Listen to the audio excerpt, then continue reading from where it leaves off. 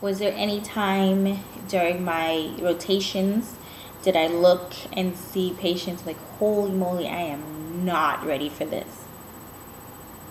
Yes, every day.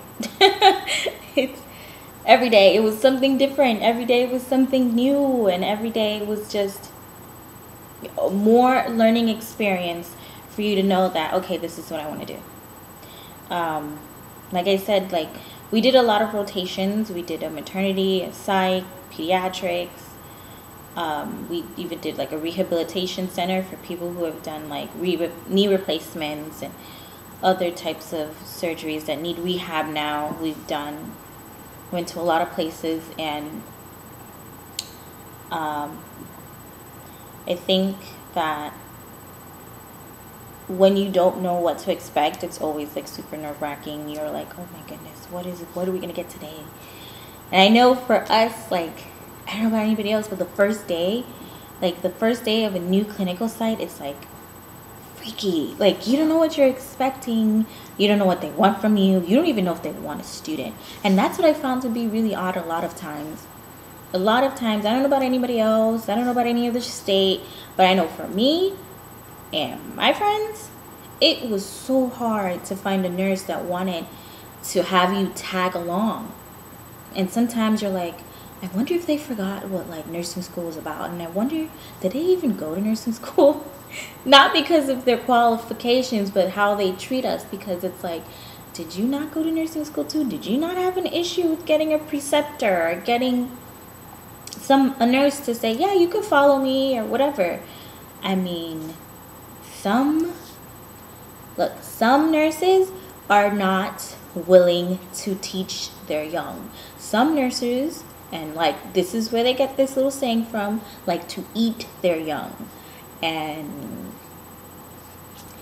my best bet and what I did, and if you guys are going through this and you're like, oh my god, how do you deal? Go home and cry. Because it's a frustration. It's like a built-up frustration. You're frustrated. You want to learn, and everybody thinks all you're going to do is mess up their license or something. I mean, we're super afraid to do stuff, and we don't want to mess up your license because we knew you worked hard, because we're doing the work too now. So that's why I say go home and cry. Like, cry it out. Like, just get it out. I mean, I know I've done it 1,000 times. I just come home and just cry because I'm like, this is ridiculous. Like, I cannot get one nurse to let me follow her. What? So that, and just speak with your clinical coordinator or the professor that's with you at the moment, because she can pull you from that nurse. And maybe there's another nurse that's like, hey, I'll take her. I don't mind. I've done that thousands of times.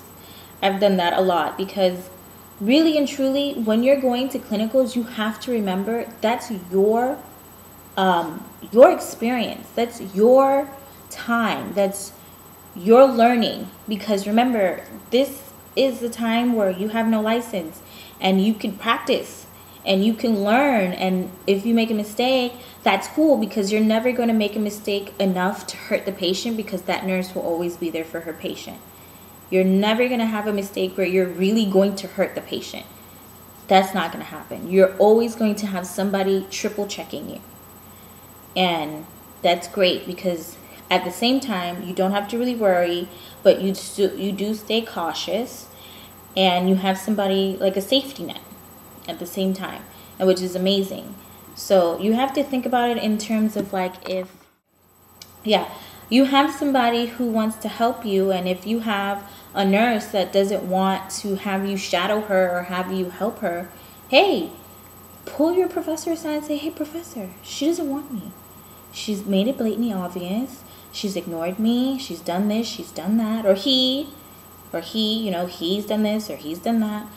And I think it's better for my education that maybe you compare me with another nurse. And professors respect that, because it is your education. It is your time to learn. And if they're not willing, hey, jump ship. Seriously, jump ship. Because all that's going to do is going to hinder you and hold you back, and you won't get to see as much. I had a nurse at a local pediatric floor, and day one she was okay. She was a little standoffish, but you know, she still was like, okay, let me help them. The second day, I mean, I don't know what peed in her Cheerios, but they should have peed in her Cheerios, and she was angry, and I'm just like, why are you so angry? Like, it was to the point that if she could push us out her way, she would have. And it was getting really uncomfortable.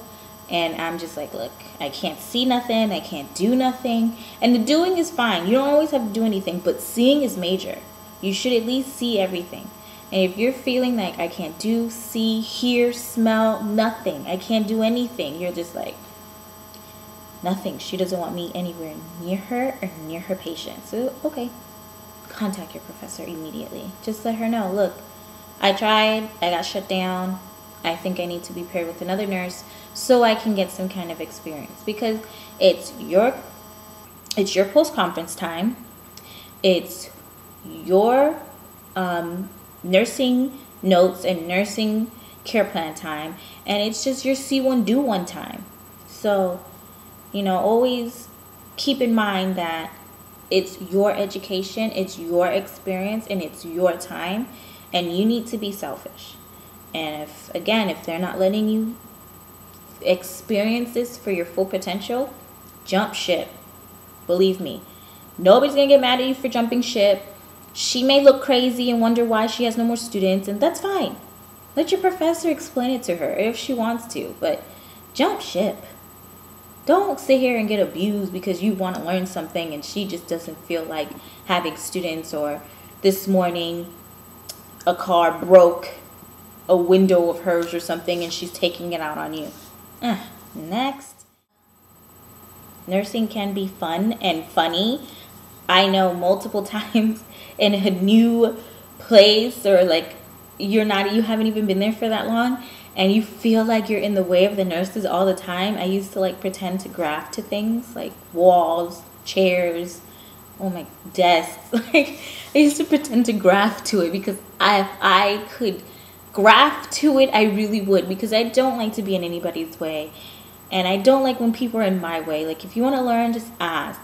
But when like I feel like I'm in your way, and it's just when I feel like I'm in your way, I'm in your way. And I try to like get out your way. I try not to follow you. I try not to be like white on rice. So yeah, we've had some funny moments.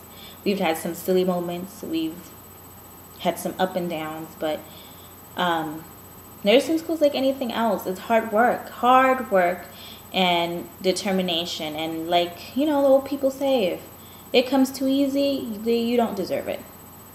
So if anybody's thinking about going into nursing school, or they're in nursing school and they feel like they're the only person who's having a hard time, or they're the only person who the nurses are so mean to me, and I mean like they won't let you do anything, but if they make you do CNA work, meaning bathe the patient, feed the patient, sit with the patient, those are good skills too, to learn to be able to know your patients.